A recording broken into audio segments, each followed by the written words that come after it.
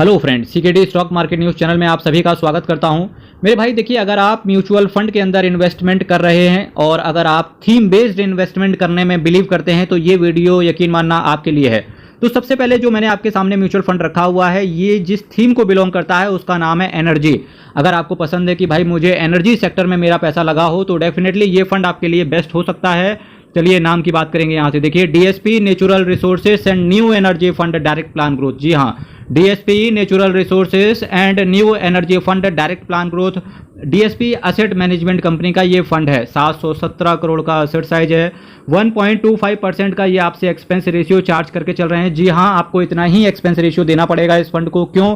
क्योंकि अगर हम नेचुरल रिसोर्स फंड की बात करेंगे या एनर्जी सेक्टर में अगर कोई थीम बेस्ड कैटेगरी में अगर कोई म्यूचुअल फंड है तो ये मोनोपोली पे अभी इस समय है, यानी कि इसकी मोनोपोली बनी हुई है। ठीक है, DSP natural resources and new energy fund direct plan growth 1.25% के ये एक्सपेंस रेशियो के साथ आते हैं। 10.50% का एक्सपेंस कैश होल्ड करके चल रहे हैं यहाँ से। जी हाँ, 10.50% का ये कैश होल्ड करके चल रहे हैं। वहीं MSCI world energy 10/40 net total return index को ये फॉलो करके चल रहे हैं। विड्रॉवल पे आपसे कोई भी चार्जेस नहीं लिया जाएगा। तो जी हाँ, ये देखिए आप, पिछले 10 सालों में, आज से जस्ट 10 साल पहले अगर किसी बंदे ने इस फंड के अंदर केवल 1 लाख रुपए डाल दिया होता तो आज की डेट पे उसके अकाउंट में 5,12,000 रुपए पड़ा होता। तो रिटर्न भी ठीक दिया है। हालांकि अगर हम कैटेगरी से रिलेटेड बात करेंगे या स्मॉल कैप कैटेगरी में आपका मन करता है या मिड कैप कैटेगरी में बात करता है तो हम उसका एप्पल ऑन एप्पल बेसिस पे कंपेयर नहीं कर सकते हैं, क्योंकि यहाँ पर आपकी चर्चा हो रही है थीम बेस्ड फंड से रिलेटेड। अगर आप पिछले 10-15 साल पुराने अगर आप इन्वेस्टर हैं तो डेफिनेटली जिस असेट मैनेजमेंट कंपनी की बात अभी मैं आपके सामने करने वाला हूं, किसी ज़माने में ये असेट मैनेजमेंट कंपनी इन्वेस्टर्स की जान हुआ करती थी। अभी फिलहाल फेड होते हुए देखने को मिल रही है, पर फिर भी इस कैटेगरी का, इस असेट मैनेजमेंट कंपनी का, इस कैटेगरी का फंड टॉप पर बना हुआ है, जिसका नाम है यूटीआई असेट मैनेजमेंट कंपनी का UTI transportation and logistics fund direct plan growth. जी हाँ, UTI transportation and logistics fund direct plan growth 2,348 crore का इसका असेट साइज है। 0.83% का ये आपसे एक्सपेंस रेशियो चार्ज करके चल रहे हैं। वहीं 6.73% का ये कैश होल्ड करके चल रहे हैं। इसके साथ साथ Nifty transportation and logistics total return index को ये बेंचमार्क के तौर पे फॉलो करते हैं।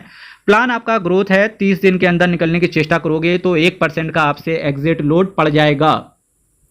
ये फंड इस चीज़ का एग्जाम्पल है। मैं आपसे हमेशा कहता हूं कि अगर आपको म्यूचुअल फंड में रिटर्न नहीं मिल रहा है किसी म्यूचुअल फंड से तो डेफिनेटली आपको मिनिमम उस फंड को 10 साल देने चाहिए, तभी आप ये मान के चलना कि आपके मन मुताबिक आपको कोई asset management company return provide करेगी। देखिए, 5 साल तक इस फंड ने कोई रिटर्न ही बना के नहीं दिया।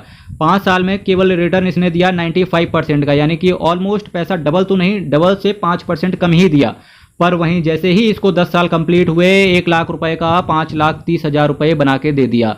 देखिए किस तरीके से म्यूचुअल फंड के अंदर भी फ्लक्चुएशन चलती है। अगर आप किसी फंड को टाइम देते हो तो फंड भी आपको एक हैंडसम रिटर्न प्रोवाइड करके देता है।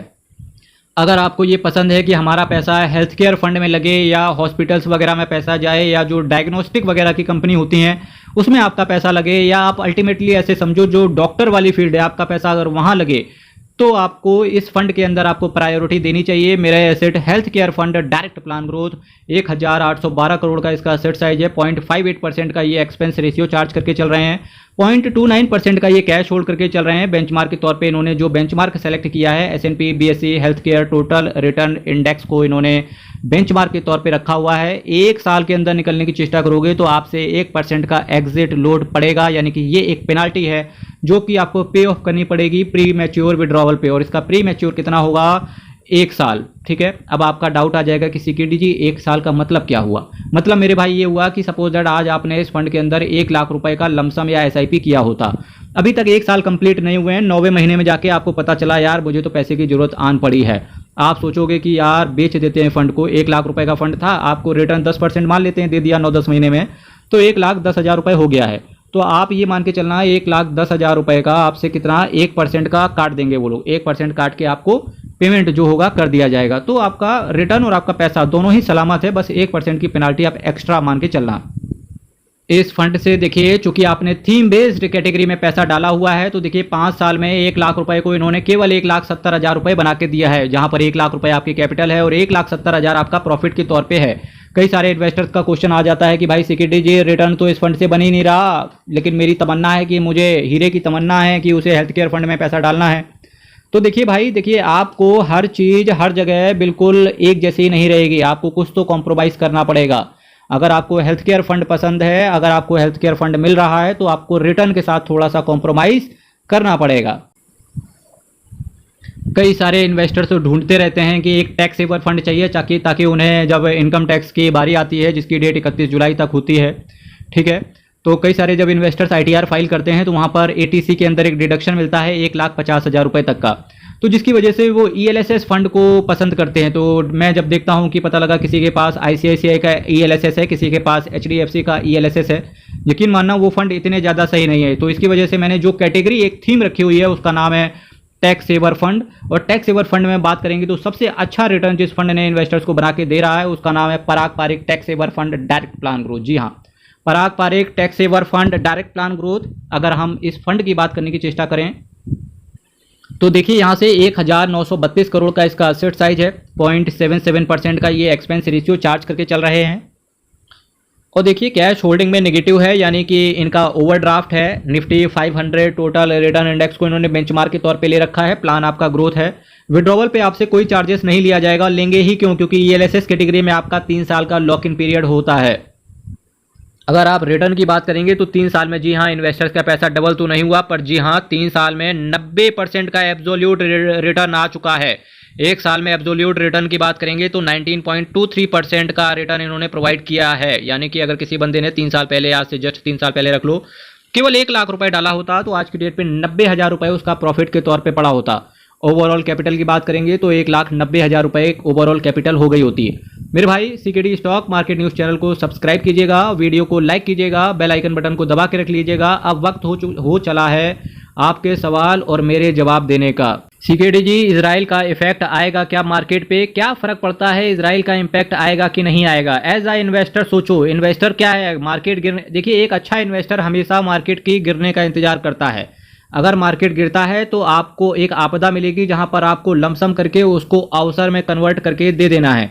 क्योंकि जब आपने देखा होगा कनाडा नहीं बोलेंगे, रसिया और जो यूक्रेन का जो वॉर हुआ था, वहां पर stock market Jan Feb March 3 महीने कितना पेल के गिरा था। उसके बाद देखिए ऑलमोस्ट उसके बाद से सारे शेयर 3-4 गुना हो चुके हैं।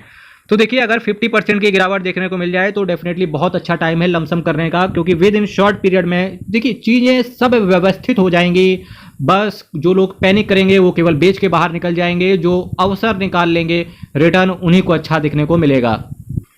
संजीव घोष साहब का मैसेज आया हुआ है, एक गुड पोर्टफोलियो एक वीडियो प्लीज। तो गुड पोर्टफोलियो की बात करेंगे तो 3:45 का आज सुबह वाला जो वीडियो है आप उसको देख लो जाके, वहां पर मैंने एक अच्छी बास्केट बना के दी है। ये देखिए, हाउ इज मेरा mid cap fund direct growth plan performing, should I continue investment. देखिए मेरा एसेट आपको कंटिन्यू करना चाहिए कि नहीं करना चाहिए, ये आप एक्चुअली अपने फाइनेंशियल एडवाइजर से पूछिए, क्योंकि वो ज़्यादा अच्छे से बताएगा, क्योंकि उसको आपके बारे में हर चीज़ पता रहेगी, ठीक है। क्योंकि वो आपकी एज, आपका पोर्टफोलियो, आपका अदर असेट्स, इन सब चीज़ को कंसीडर करके ही बताया जा सकता है कि आपको इस फंड को कंटिन्यू करना चाहिए कि नहीं। जी हाँ, पर मैं एक कमेंट जरूर यहाँ से कर सकता हूँ, मेरा asset mid cap fund direct plan growth से रिलेटेड। अगर आप मिड कैप कैटेगरी के सबसे अच्छे फंड्स की बात करेंगे तो HDFC का मिड कैप है, मोतीलाल ओसवाल की मिड कैप ने भी अच्छा रिटर्न दिया है, एक्सिस के मिड कैप से लोग घबराए हुए हैं, और वहीं मेरा एसेट के मिड कैप की बात करेंगे तो एक अच्छा फंड है, रिटर्न भी अभी डिसेंट बना के दे रहा है।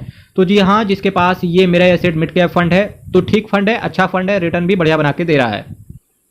घुमती जी 294 का मैसेज आज फिर से मैंने देखिए उठा लिया है इनका। भाई एक डाउट, म्यूचुअल फंड में है, अगर NAV इंक्रीज होता है तो क्या डिविडेंड मिलेगा? मेरे भाई म्यूचुअल फंड का जो NAV होता है इस चीज़ पर डिपेंड नहीं करता कि आपको डिविडेंड मिलना है कि नहीं मिलना है। अगर आपके पास IDCW वाले प्लान होते हैं, अगर आपके पास डिविडेंड प्लान अगर आपके पास है, ग्रोथ प्लान की जगह अगर आपके पास IDCW वाला प्लान है या डिविडेंड प्लान है, तब आपको डिविडेंड मिलेगा, नहीं तो नहीं मिलेगा। तो मेरा मानना यही है कि आप डिविडेंड प्लान को सेलेक्ट ना करें, आप हमेशा ग्रोथ प्लान के साथ रहें, क्योंकि डिविडेंड आपको ग्रोथ प्लान के अंदर भी मिलता है, पर वो आपके बैंक अकाउंट में ना डाल के एसेट मैनेजमेंट कंपनी आपके फंड में ही इनकॉर्पोरेट कर देती है, जिसका रिटर्न आपको ग्रोथ प्लान के अंदर ज़्यादा रिटर्न देखने को मिलता है। देखिए एज कितनी है, 55 साल है, और 5 साल के लिए इन्वेस्ट करना चाहते हैं, कोई दिक्कत नहीं है। देखिए अगर आप रिस्क ले सकते हैं तो आपके पास एज भले ही 55 साल है, फिर तो आप स्मॉल कैप ले जाओ, कोई दिक्कत नहीं है। पर चूंकि 55 साल एज भी हो चुकी है और डेफिनेटली आप 5 साल के लिए इन्वेस्ट करना चाहते हैं, तो इसका मतलब है आप रिटर्न भी चाहते हैं, ठीक है। अगर आपको रिटर्न चाहिए, एक डिसेंट रिटर्न चाहिए, चूंकि एज भी 55 साल है, इसका मतलब आप अपने पोर्टफोलियो को 30-40% नीचे भी नहीं देख सकते हैं, ठीक है, ये भी सही चीज़ है। तो इसके लिए आपको केवल एक फंड सेलेक्ट करना चाहिए जिसका नाम है बैलेंस एडवांटेज फंड। और बैलेंस एडवांटेज फंड के अंदर आप 2 फंड को कंसीडर कर सकते हो, HDFC का बैलेंस एडवांटेज फंड और ICICI प्रूडेंशियल का बैलेंस एडवांटेज फंड। इसके लिए आप मेरी मल्टीबैगर म्यूचुअल फंड की प्लेलिस्ट पे जाओगे, आप वीडियो को स्क्रॉल करोगे, आपको इन दोनों वीडियो का इन डेप्थ एनालिसिस मिल जाएगा। साथ ही साथ कंपैरिजन वाला वीडियो भी मिल जाएगा, तो आप वहां से कंपेयर भी कर सकते हैं। अशफाक तड़ावी जी 1989 का मैसेज आया है, nice advice sir, thank you sir. अभी देखिए कार्तिकेय शुक्ला जी का मैसेज आया है, एक्सिस मिड कैप ने रुला दिया है, अब SIP बंद करके पैसे रिडीम कर लेंगे। बहुत बढ़िया जी, बहुत बढ़िया। देखिए यही एक इतिहास, इसीलिए एक एक्सिस एसेट मैनेजमेंट कंपनी का ही एक वो था, एक मैंने आर्टिकल पढ़ रखा था। 48% लोग ऐसे हैं जो 2 साल के अंदर ही पैसे निकाल लेते हैं म्यूचुअल फंड से, ठीक है। और यकीन मानना शुक्ला जी, मैं दिल से बता रहा हूँ, अगर आप पैसे निकाल तो रहे हैं कोई दिक्कत नहीं है, क्योंकि आपका पैसा है, आपको जहाँ इन्वेस्ट करना है आपकी इच्छा होनी चाहिए, ये बात बिल्कुल सही है। पर शुक्ला जी मैं आपसे केवल एक चीज़ कहना चाहूँगा, आप पैसा निकाल के अपने पास मत रखना, एटलीस्ट उसको ना दूसरी म्यूचुअल फंड में इन्वेस्ट जरूर कर देना। आप यहाँ पर मैं आपको 2 ऑप्शन देता हूँ, या तो पूरा पैसा यहाँ से बेच के दूसरी एसेट मैनेजमेंट कंपनी पे चले जाओ जहाँ आपको रिटर्न अच्छा मिल रहा है, ठीक है। अगर आपको, चूंकि अगर मैं बात करूँ एक्सिस एसेट मैनेजमेंट कंपनी की, तो एक बहुत ही बेहतरीन एसेट मैनेजमेंट कंपनी है। मिड कैप कैटेगरी के फंड की बात करेंगे तो इसके अंदर केवल 2-4 शेयर ऐसे हैं जो परफॉर्म नहीं कर रहे हैं, पर वो शेयर इतने खराब नहीं है कि आने वाले फ्यूचर में वो रिटर्न नहीं देंगे, डेफिनेटली रिटर्न बना के जरूर देंगे, ठीक है। तो आप एक काम और कर सकते हो, यहाँ जितना पैसा पड़ा है वहाँ पड़ा रहने दो शांति से, 1 साल का और वेट कर लो, और जो आपकी कंटिन्यूअसली SIP जो चल रही है उस SIP को उठा के बंद कर दो और दूसरी जगह SIP स्टार्ट करो। अगर आपने लमसम के तौर पे पैसा डाल रखा था तो सिंपल है, आप फिर कुछ कर ही नहीं सकते, आप पूरा पैसा निकाल के दूसरी जगह इन्वेस्ट कर देना। पर मेरा मानना है म्यूचुअल फंड के मार्केट से आप निकलना मत बाहर, ठीक है।